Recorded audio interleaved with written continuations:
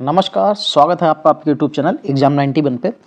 तो दोस्तों देखो, जब हम लोगों को जो ईएमआरएस का एग्ज़ाम है उसमें मैथ भी आनी है, लेकिन हॉस्टल वार्डन में छोड़ के आपको जो जेएसए का एग्ज़ाम होगा, जूनियर सेक्रेटरी असिस्टेंट, और दूसरा असिस्टेंट अकाउंटेंट, दोनों में आपको 30-30 क्वेश्चन मैथ के देखने को मिल रहे हैं। तो एक बार उसके ऊपर आपको तैयारी करना बनता है, क्योंकि यहाँ से एक ये ऐसा पोर्शन होता है, मैथ एक ऐसा सब्जेक्ट भी है जो बहुत से बच्चों के लिए डर होता है और बहुत से बच्चों के लिए इसमें एक अपॉर्चुनिटी भी होती है। तो आप डर को भगाइए, अपॉर्चुनिटी की तरफ देखिए, क्योंकि ये एक ऐसा पोर्शन है, यहाँ से आप अपने नंबर बटोर सकते हैं, ज़्यादा से ज़्यादा नंबर कवर कर सकते हैं, और यहाँ से ही आपको क्या होगा, एक बहुत बेहतरीन एक प्लेटफॉर्म सेट कर सकते हैं जिसमें आपको नंबर मेरिट में आ सकते हैं। तो देखते हैं, चलो क्वेश्चन स्टार्ट करेंगे, क्योंकि ज़्यादा क्वेश्चंस आज हैं नहीं। आज मैंने सिर्फ और सिर्फ इसमें 15 क्वेश्चंस को ही रखा है, जिससे हम लोग एक डेमो के तौर पे आपको प्रोवाइड करा रहे हैं। अगर आपको ये डेमो अच्छा लगे तो आप लोग बताइएगा, फिर मैं इसको आगे कंटिन्यू कर दूंगा, ठीक है। लेकिन दोस्त कमेंट जरूर करके बता दीजिएगा कि क्या आपको ये वाला जो पोर्शन है ये समझाने का तरीका अच्छा लगा। बाकी मैं आज वीडियो मोबाइल पे ही शूट कर रहा हूँ, लेकिन कल जो अगला वीडियो अगर आप लोग कमेंट करते हैं कि हाँ सही लगा, तो फिर मैं उसको बोर्ड पे समझाऊंगा, ठीक है। चलो तो क्वेश्चन स्टार्ट करते हैं। यहाँ पे लिखा हुआ है कि नीचे जो एक पाई चार्ट एक वैद्यशाला के छात्रों द्वारा बजाए गए वाद्य यंत्रों को प्रदर्शित किया गया है। चार्ट को पढ़ें और उस पर आधारित प्रश्नों के उत्तर देने हैं। तो चलो, जब भाई हमको पढ़ना है और प्रश्नों के उत्तर देने हैं, चलो तो यहाँ पे अभी बाद में आके देखना पड़ेगा पीछे कि क्या होगा। चलो तो यहाँ पे लिखा हुआ है, यदि कुल 300 छात्र हैं, कितने 300 छात्र हैं, तबला बजाने वालों व बीड़ा बजाने वालों के बीच में अंतर। तो हमें तबला और बीड़ा वाले लोग चाहिए। तो तबला वाले कितने हैं 29 और बीड़ा वाले हैं 30। तो इसको करते हैं, तो तबला वाले थे 29 और बीड़ा वाले थे और तबला, तो हम सीधे यहीं पे इनके परसेंटेज को ही घटा लेंगे, कितना मिलेगा 1%। अब हमको कितने छात्र हैं टोटल 300, हम अंतर पहले ही कर देंगे, हम बाद में पहले उनका 29% निकालें, फिर 30% निकालें, फिर सब्ट्रैक्ट करें, क्या ही मतलब। दोनों को डायरेक्ट घटाइए, 1% आया, 300 का 1% कितना हो जाएगा,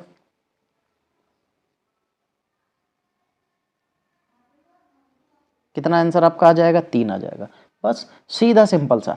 हम लोग गलती करते हैं कि हम लोग चारों तरफ भागते हैं, नहीं भागना चाहिए, हम लोग उसी पे फोकस करिए जो आपकी चीज है। चलो 42 नंबर दिया गया ग्राफ एक्स शहर के वर्ष 2017 में 6 महीनों में बाइक पंजीकरण में कुल वाहनों में हजारों में बताया गया है। चार्ट में पहला स्तंभ बाइक भूरा को और दूसरा स्तंभ कुल वाहन काला को, ठीक है। पहला भूरा है, दूसरा काला है, ये याद रखना है बस, ठीक है। अच्छा, क्वेश्चन भी वहीं पे है। तो दिया गया डेटा के आधार पर मार्च 2017 में बाइक के अतिरिक्त पंजीकृत वाहनों की संख्या, ठीक है, ठीक ठीक। तो देखो उसने कहा है बाइक जो है वो भूरे वाले को दर्शाएगा और बाकी जो दूसरा स्तंभ है वो वाहनों को दर्शाएगा, ठीक, ये याद रखना है। तो उसने 2017 में चलना है और 2017 का ही सब कुछ दे रखा है। अच्छा, दिए गए डेटा के आधार पर मार्च 2017, कौन सा, मार्च में, तो मार्च 2017 में बाइक के अतिरिक्त पंजीकृत वाहनों की संख्या क्या है, ठीक। तो देखो मार्च वाला है आपके पास ये, ठीक है, और आपके पास इसमें कुल वाहन कितने हैं 25, हजार में लिखो चाहे ना लिखो वो बाद की बात है। फिर यहाँ पे आपके सामने बाइक वाले कितने हैं 15।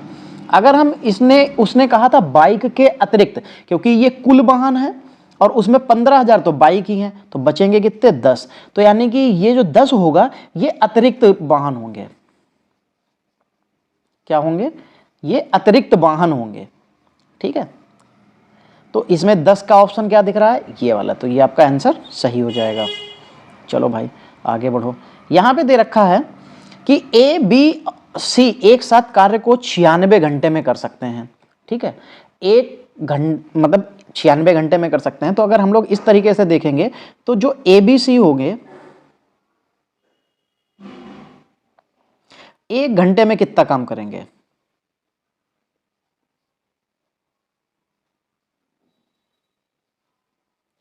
कितना हो जाएगा, 1/96 हो जाएगा भाई, बिल्कुल हो जाएगा।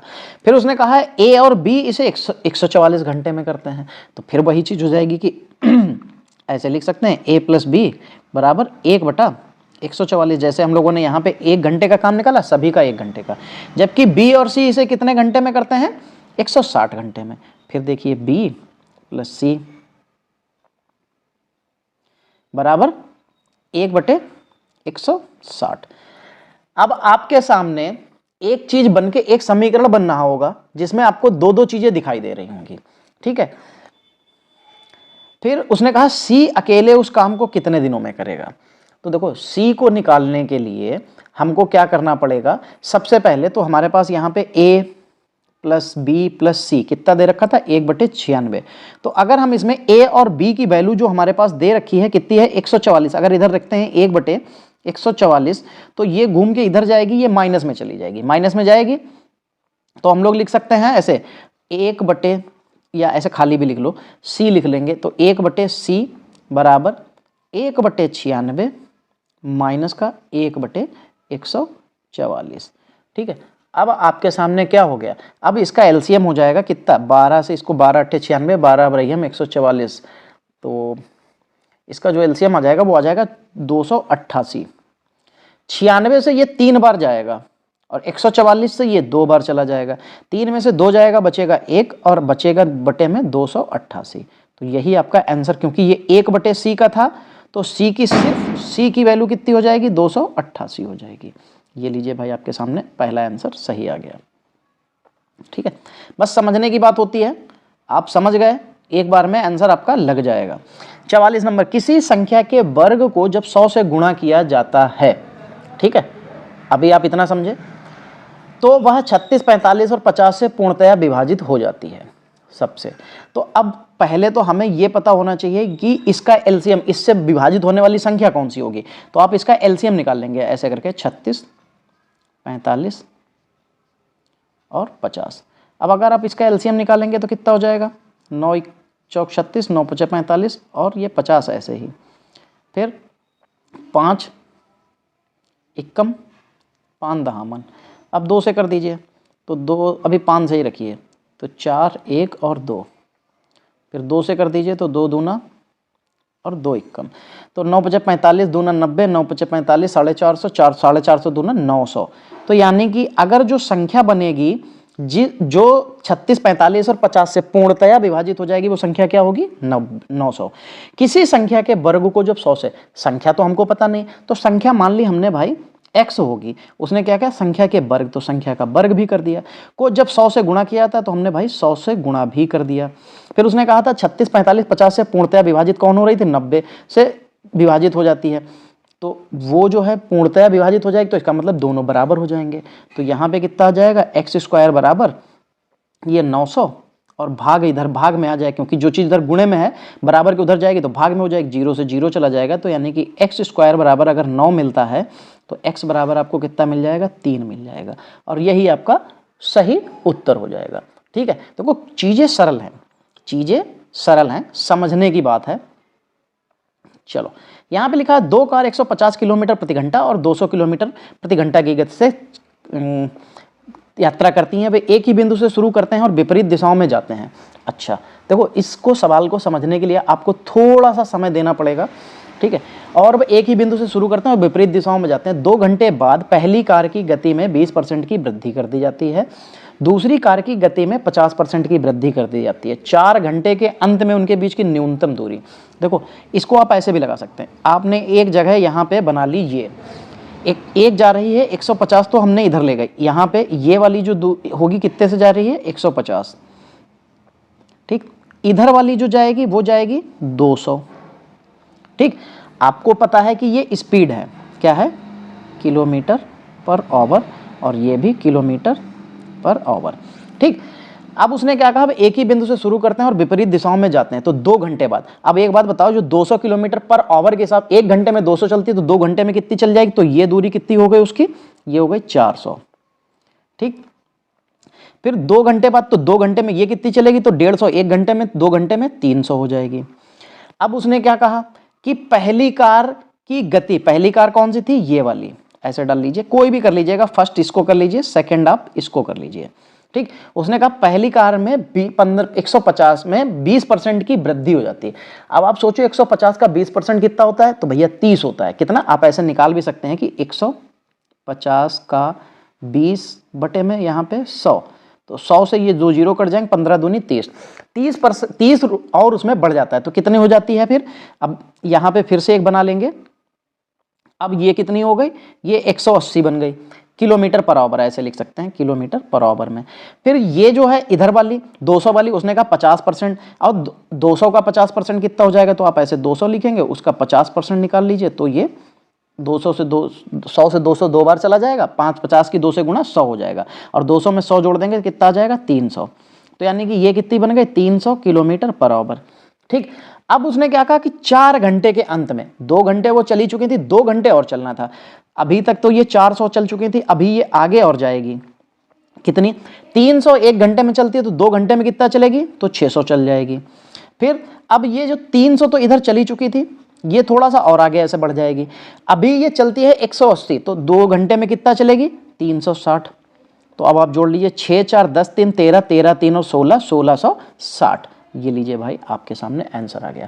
किसी भी तरीके से इसको कैलकुलेटिव मेथड में लगाने की कोई जरूरत नहीं है। आप लिखें चाल बराबर दूरी बटे समय, फिर ऐसे करके वैसे करके, कोई मतलब नहीं। एक लाइन खींचे, आराम से ये सवाल वहीं के वहीं खत्म हो जाएगा। बस आपको ये चीज है कि थोड़ा सा यहाँ पे हो सकता है कि जगह कम है तो समझ में कम आए, लेकिन यही चीज जब हम लोग बोर्ड पे करते हैं तो बहुत आसानी से सॉल्व हो जाता है। इसीलिए मैंने कहा कि आज डेमो ले लीजिए, ठीक है, कल हम लोग इसको बोर्ड पे भी सेट कर लेंगे।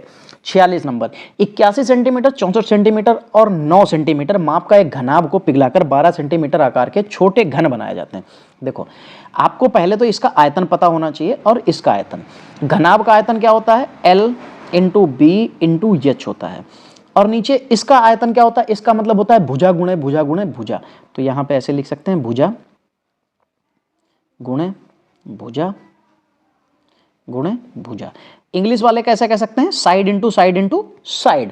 ठीक है, तो अब आप एक चीज देख रहे होंगे कि ऊपर कितनी दे रखी है, सेंटीमीटर में, सब कुछ सेंटीमीटर में, फॉर्मूला मैंने लिख दिया था, इक्वल लगाइए, ऊपर लिखेंगे ऐसे 81 64, मैं सेंटीमीटर इसलिए नहीं लिख रहा क्योंकि वो हमें काट ही देने हैं, और 9, ठीक है, क्योंकि नीचे भी 3 सेंटीमीटर, ऐसे 12 12 और 12, सब कुछ कट जाना था, सेंटीमीटर से सेंटीमीटर कट जाएगा। ठीक है, चलो तो देखो, 3 चक्कू 12, 3 से 27 बार, फिर 3 चक्कू 12, 3 से 9 बार, फिर 3 से 4 बार, ये 3 से 3 बार, ठीक, 4 से 16 बार, 4 से 4 बार और 4 से 1 बार। नीचे वाला सब कट गया, ऊपर क्या बचा, 4 तियां 12, 12 नेमा 108, छोटे घनों की संख्या। ये क्या हो गया भाई, 81 64 और 9 माप के एक घनाभ को पिघलाकर 12 सेंटीमीटर आकार के छोटे घन बनाए जाते हैं, इसे घन बने छोटे घनों की संख्या। तो इसमें क्या गलत हो गया भाई, कुछ तो गलत हुआ है, इसको फिर से भी एक बार इसकी कैलकुलेशन कर लेते हैं।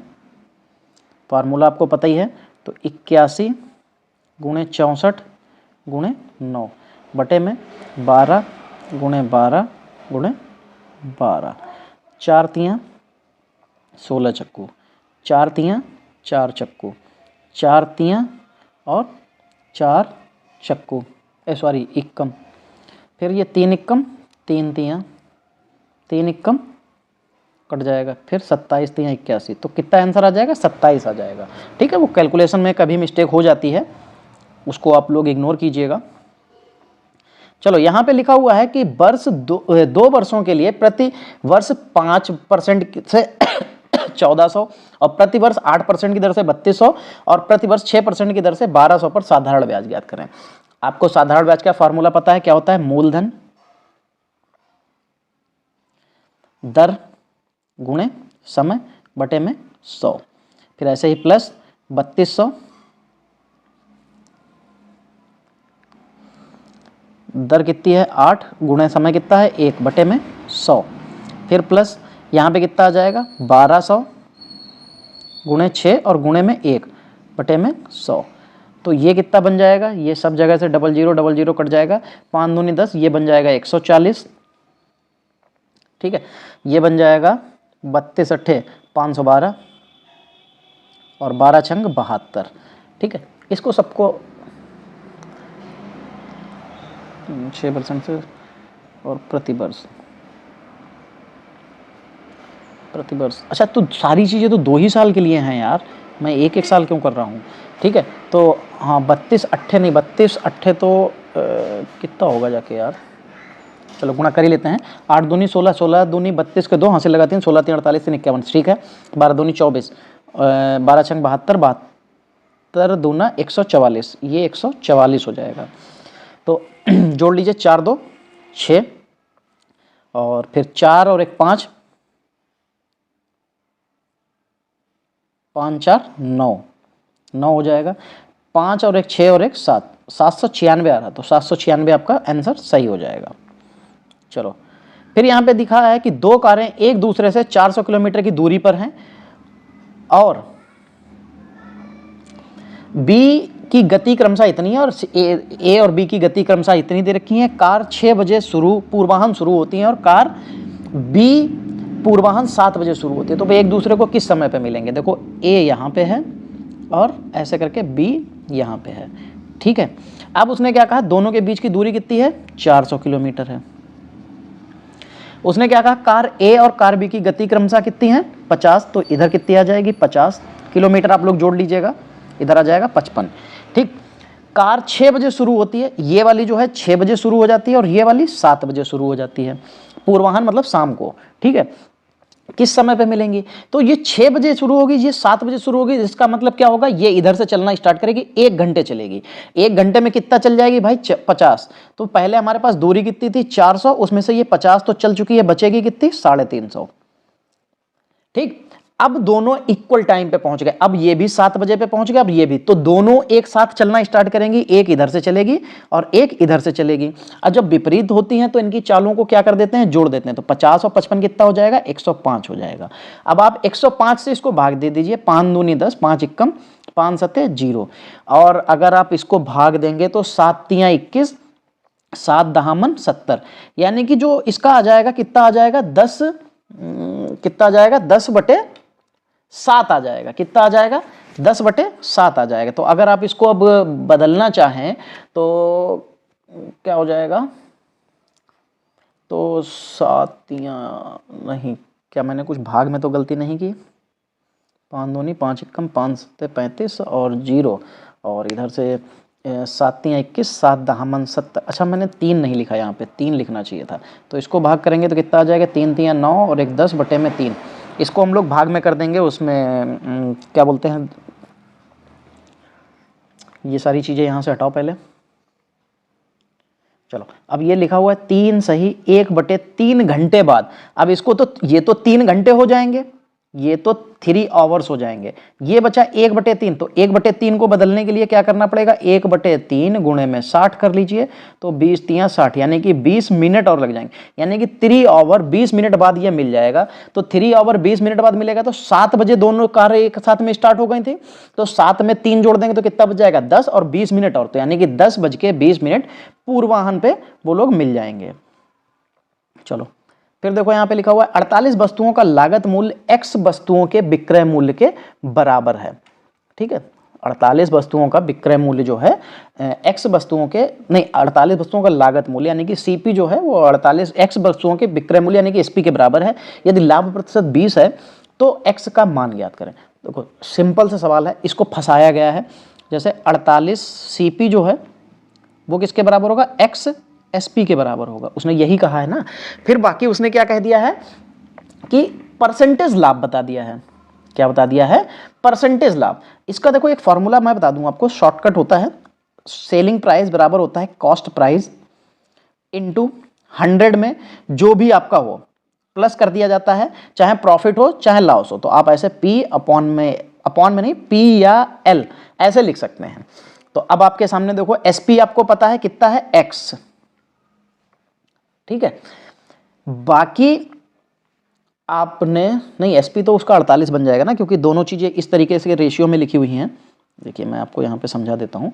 ये लिखा हुआ है 48 CP और बराबर एक्स एस पी लिखा हुआ है। तो अगर हम लोग इसको बदल के लिखेंगे तो क्या हो जाएगा, सी पी बटे एस पी हो जाएगा, और बराबर सी पी इधर आ गया था तो 48 इधर आ जाएगा, तो x ऊपर रहेगा बटे में 48, यानी कि एस पी की वैल्यू 48 और सी पी की वैल्यू x है। ठीक है, ये समझ गए। तो यहां पे हम लोग एस पी की जगह पे कितना लिखेंगे, 48, यहीं पे लिख लेते हैं। सी पी कितना था, x गुणे प्रॉफिट परसेंट कितना हो रहा था 20%, तो 100 में 20% जोड़ देंगे तो कितना हो जाएगा 120।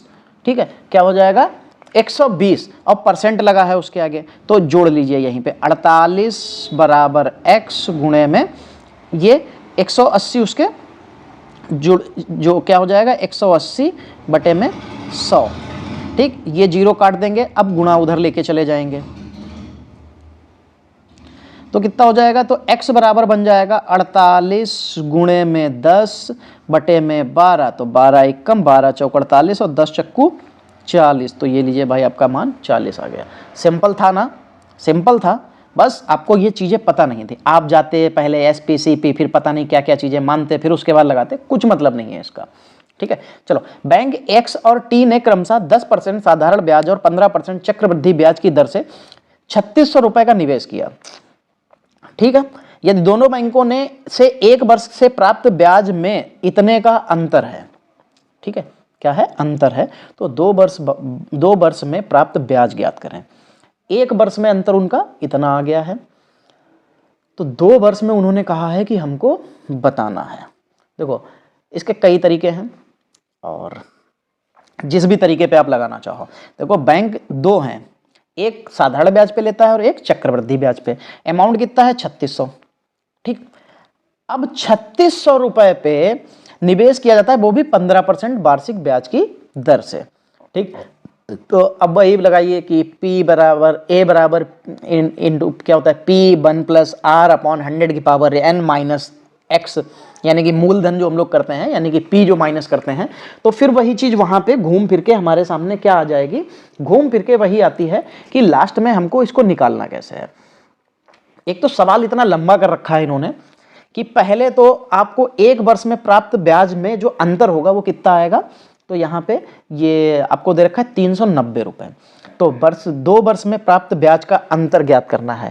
देखो, इसका आंसर जो आएगा वो 500 ऊपर जाएगा, लेकिन अप्रॉक्सीमेट 600 पहुंच जाएगा, क्योंकि यहाँ पे 390 है और ब्याज के ऊपर ब्याज लग जाता है। क्या लग जाता है, ब्याज के ऊपर ब्याज लग जाता है। तो देखो, ऐसे कर सकते हैं, ये चक्रवृद्धि ब्याज हो जाएगा 3600 और ब्रैकेट के अंदर 1 प्लस R परसेंट हो जाएगा 15 बटे में 100, और घात तो एक ही रहनी है, तो 5 दिया 15, 5 से 20 बार, यानी कि कितना बन जाएगा ये 3600 गुणे में 20 कम 20 और 3 23 बटे में ये 20, तो 0 से 0 चला जाएगा, 2 से ये चला जाएगा 18 बार और 180, तो 18 दूनी 36, 18 3 54, 5 18 दूनी 36, 5 41, और ये 3600 इसमें से माइनस कर दो तभी तो ब्याज निकलेगा। तो कितना आ जाएगा 0 4 11 में से 6 गया 5, यानी कि कितना आया 540।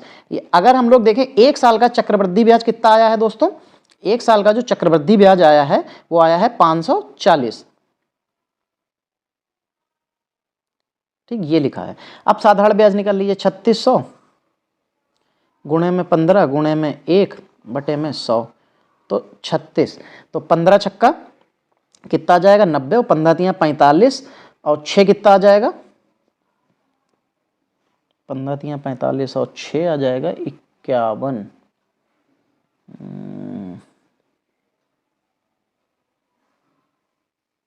कुछ गड़बड़ हुआ है शायद, सवाल फिर से पढ़ते हैं।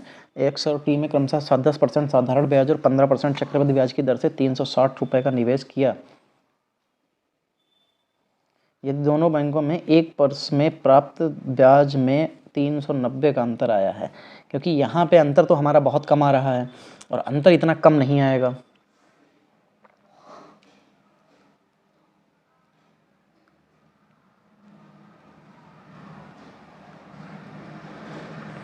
अच्छा, यहाँ पे 2 परसेंटेज दे रखे हैं, मैंने ध्यान ही नहीं दिया। ये एक 15% और एक 10% का दे रखा है, यानी कि x का 10% और t का 15% मानना पड़ेगा। अरे भाई, अब भाई सवाल लंबा हो जाएगा। अब सवाल की वैल्यू बहुत ज़्यादा हो गई है और अब ये सवाल लंबा हो जाएगा। देखो मैं आपको इसको लिख के दे देता हूँ, कैलकुलेशन आप लोग कर लीजिएगा, वहाँ से आपको सारी चीज़ें अमाउंट्स आपको पता चल जाएंगे। देखो क्योंकि हमें पहले वाले का अमाउंट नहीं पता है, क्या है, अमाउंट पता नहीं है, तो उसका अमाउंट x मान लेंगे और x का 1 + 15 अपॉन 100 की पावर 1 और माइनस इसमें से क्या कर देंगे 1, ये हमारा चक्रवृद्धि ब्याज बन जाएगा। ठीक है, उसके बाद में यहाँ पे हम लोग क्या करेंगे, फिर 3600 गुणे में कितना था 15 गुणे में 1 और बटे में 100। जब हम लोग इसको सॉल्व करके लेके आएंगे दोनों के दोनों को, ठीक है, दोनों के दोनों को सॉल्व करके लेके आएंगे, तो उसने हमको क्या बताया था सवाल में कि 390 इसका जो है अंतर आएगा, तो हमने इधर लिख लिया बराबर में 390 रुपए। तो दोस्तों देखो यहां से हमें x की वैल्यू निकल आएगी, किसकी आ जाएगी, x की वैल्यू लगभग आपको 3000 के आसपास आनी चाहिए। ठीक है, अप्रॉक्सीमेट मैं बता रहा हूँ, मुझे एग्जैक्टली नहीं पता है क्योंकि मैं वैल्यू के हिसाब से बता रहा हूँ। यहाँ पे 3600 है, 390 है, और जब हम लोग इसको सॉल्व करेंगे तो अप्रॉक्सीमेट 3000 के आसपास आ जाएगी। ठीक है, अब 2 वर्षों का अगर आपको चक्रवृद्धि ब्याज निकालना है, ठीक है, तो आप उसके माध्यम से भी निकाल सकते हैं। फॉर्मूला होता है, क्या होता है, x + y और +xy अपॉन में 100। ये 2 साल का चक्रवृद्धि ब्याज आपको यहाँ से दे देगा परसेंटेज में। फिर दूसरे साल का चक्रवृद्धि ब्याज निकालना है तो यहाँ से जो वैल्यू आएगी, यहाँ पे एक वैल्यू आएगी, उसमें से आपको क्या माइनस कर देना है 15। आपको दूसरे साल का चक्रवृद्धि ब्याज परसेंटेज में पता चल जाएगा। आप उसको सीधे 3000 की वैल्यू के साथ में या जो भी आपकी जो यहाँ पे x की वैल्यू आएगी उसके साथ में रखिएगा, आंसर आपको मिल जाएगा। ठीक है, सीधे तरीके से अगर आपको मैं यहाँ पे बता देता हूँ, चलो आप यहाँ पे अगर 15 + 15 और 15 ही हम 225 रखते हैं, यहाँ पे कितना आ जाएगा 225, 15 की गुणा, तो 100 से इसको काट देंगे तो 2.25 आ जाएगा, 15 30 और 2 32.25 आ जाएगा। यहाँ से आपको कितना आ जाएगा 32.25। अगर इसमें से 15 माइनस कर देंगे तो कितना आ जाएगा, तो आपको आ जाएगा 17.25 मिल जाएगा। और यही जो 17.25 है इसके बटे में आप 100 कर लीजिएगा और जो x की वैल्यू आएगी वो इसमें यहाँ पे आप x कर लीजिए, तो x का गुणा कर देना, आपको सीधे सीधे डायरेक्टली आंसर मिल जाएगा। ठीक है, क्योंकि हमको यहाँ पे दोनों का ब्याज चाहिए था तो साधारण ब्याज भी आप ले लीजिएगा। साधारण ब्याज तो आपको पता है, जो साधारण ब्याज का 1 साल का अमाउंट, 1 साल का ब्याज जितना है 2 साल का सीधे निकाल लीजिएगा, 360 गुणे मतलब 3600 पे आपका सीधे सीधे आंसर आ जाएगा। और आंसर मैं बता दे रहा हूँ, यहाँ पे आंसर आपको ये चौथा वाला मिल जाएगा। आपका जो है आंसर कितना हो जाएगा, चौथा वाला। एक बार चेक कर लीजिएगा, बहुत ज़्यादा यहाँ पे समय हो जाएगा, अभी मुझे 4-5 सवाल और लगवाने। अगर बोर्ड पे होता मैं अभी पूरा लगवा देता, क्योंकि यहाँ पे जगह का थोड़ा सा विस्तार कम है।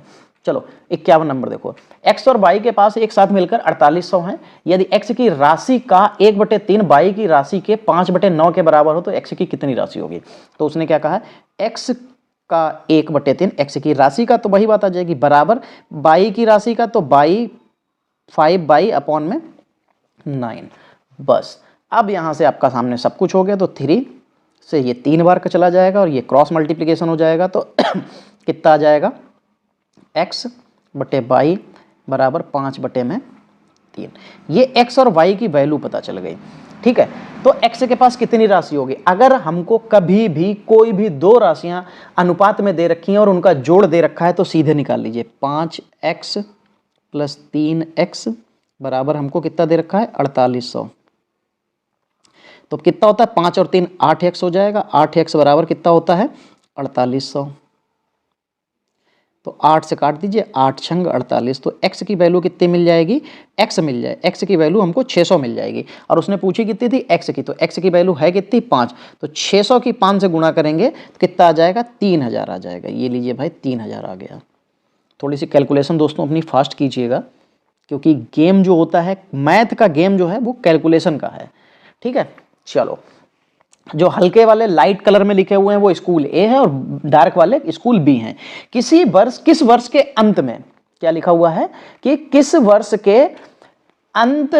वर्ष में दोनों स्कूलों के विद्यार्थियों की संख्या का निरपेक्ष अंतर सबसे अधिक होगा। अंतर निकालना है, 640 और 550 लिखा हुआ है, तो यहां पे कितने का अंतर आ जाएगा, सॉरी, तो यहां पे अंतर निकालना 640 और 550, तो 14 में से 5 गया 9, तो यानी कि यहां पे इसका अंतर कितना आ जाएगा 90। फिर 820 में से तो इसका अंतर 20 आ जाएगा। यहां पे 100 आ जाएगा, 500 में 600 आ जाएगा, और 750 में से ये 50 आ जाएगा, और 900 में से 500 जाएगा तो ये बचेगा 400, और 750 में से यहाँ पे जो 480 जाएगा 0, 15 में से 8 गया 7 और 6 में से 4 गया 2, 270। ठीक, इतने अंतर हमारे सामने उपलब्ध हुए हैं। अब अगर इतने अंतर उपलब्ध हुए हैं तो आपने भी देखा होगा कि सबसे ज़्यादा 400 अंतर किस में आया है, 2012 में, तो यही आंसर आपका सही हो जाएगा। चलो 53 नंबर देखो, ए बी सी डी के बराबर समानुपात ज्ञात कीजिए जब ए बी का अनुपात दे रखा है। तो इनको करना कुछ नहीं होता, आप ऐसे लिखिए ए अनुपात बी अनुपात सी अनुपात डी, ऐसे लिख लीजिए। ए बी का अनुपात कितना दे रखा है, 4 और 5 दे रखा है। बी सी का कितना दे रखा है, 4 और 7 दे रखा है। और सी डी का कितना दे रखा है, 8 और 9 दे रखा है। अभी हम लोग इसको सी और डी को हटा देते हैं। क्या करते हैं, सी और डी को हटा लीजिए। तो पहले इसको बराबर करते हैं, ये वाला हिस्सा बराबर करते हैं। तो 4 चक्कू 16, 5 चक्कू 20 और 7 पचे 35। तो यानी कि ये हमको किसका मिल गया, ए बी और सी का मिल गया। और सी और डी का कितना हो जाएगा, 8:9। तो 16 8 कितना होता है, 128। क्योंकि हमको जो एक आपस में एक दूसरे के नीचे लिखे होते हैं बराबर इनको करना पड़ता है। तो 20 8 कितना होता है, 160। और 35 चक्कू होता है 140, 280 हो जाएगा। और 35 नेमा 280 और 35 305 315 हो जाएगा। कितना हो जाएगा, 315। हाँ, तो 315 लिख लीजिए आप। देख लीजिए 128, 160 और 280 और लास्ट में 315। तो 128, 160, 280, 300, 120 है, काट दीजिए। 128, 160, 140 काट दीजिए। एक चौथा ऑप्शन। चलिए भाई, चौथा ऑप्शन आपके सामने उपस्थित हो गया। 54 नंबर, एक क्वेश्चन और बचा इसके बाद। देखो 12 के वर्ग, 8 के घन और 16 के वर्ग का महत्तम समापवर्तक। कोई दिक्कत नहीं है। 12 का वर्ग कितना होता है, 144। इसके फैक्टर कर देंगे सीधे सीधे, तो आ जाएंगे 2 दूना 4, दूना 8, दूनी 16, 16 तियाँ 48, तियाँ 144। ठीक, मिल गए इसके फैक्टर। अब 8 के घन, 8 का घन कितना होता है भाई, 512। अगर 512 के फैक्टर करेंगे तो आ जाएगा 2 दूना 4, दूनी 8, दूनी 16, दूनी 32, दूना 64 और 64 दूना 128, दूना 256, दूना 512। तो यानी कि 1 2 3 4 5 6 7 8 9। ठीक, और फिर बचा 16 का वर्ग कितना होता है, 256 हो जाता है। अब 16 के वर्ग में 256 है, तो 256 तो आपको पता है कि ये 9 बार आया है, तो उसका 2 गुना होता है। तो आप 8 बार लिख लीजिए, 3 4 5 6 7 और एक 8 बार हो गया 256। अब आपको क्या करना है, उसने कहा था कि महत्तम समापवर्तक। महत्तम समापवर्तक का मतलब होता है कि वो सारी चीजें जो तीनों में उपस्थित हों। तो यहाँ कितने बार 2 है, 1 2 3 4, 4 ही बार तो 2 है इसके पास। तो अब इनके पास तो 2 ही 2 हैं, इनके पास भी 2 ही 2 हैं, तो इसके पास 4 हैं, तो सभी के पास से 4 4 ही लेने। तो 2 2 2 और 2 कितना हो जाएगा, 16। तो यानी कि इसका महत्तम समापवर्तक कितना हो जाएगा, 16 हो जाएगा। चलो आगे बढ़ो। और आखिरी सवाल, एक वस्तु का मूल्य थर्ड वृद्धि के बाद 1000 हो जाता है। मतलब अगर किसी वस्तु का जो है मूल्य है, अगर उसको हम 3 बार बढ़ाएं, मतलब तीसरी वृद्धि के बाद 1000 हो जाएगा। तो फर्स्ट वृद्धि कितनी हुई थी, तो भाई वो हुई थी 11% की। ठीक, और दूसरी वृद्धि कितनी हुई है, वो 12% की। और तीसरी वृद्धि 25% की। तो देखो हमको मूल्य तो पता नहीं है, तो मूल्य, अरे भाई जाम हो जाओ, रुक जा भाई। हाँ, तो मूल्य तो हमको पता नहीं, तो x होगा। पहली वृद्धि कितनी हुई है, 11% की। तो 100 में 11 जोड़ देंगे तो 111.11/100। ठीक, फिर अब उसके बाद में इस ये जो अमाउंट जितना आ गया होगा, इसी के ऊपर कितनी वृद्धि हुई है सेकंड टाइम में, 112। क्योंकि 12% बढ़ा है, तो 112/50/100। ठीक, फिर इसी पे वृद्धि हुई होगी कितनी, 25, तो 125 हो गया ये, और बटे में 100 हो गया। अब देखो इसको सिर्फ और सिर्फ क्या करना है, सॉल्व करना है। क्या करना है, इसको सिर्फ और सिर्फ सॉल्व करना है। तो सॉल्व करने का वही है कि आप इसके बटे में 2 जीरो बढ़ाइए, यहाँ इसके बटे में भी 2 जीरो बढ़ाइए, तो ये 0 से 0 चला जाएगा।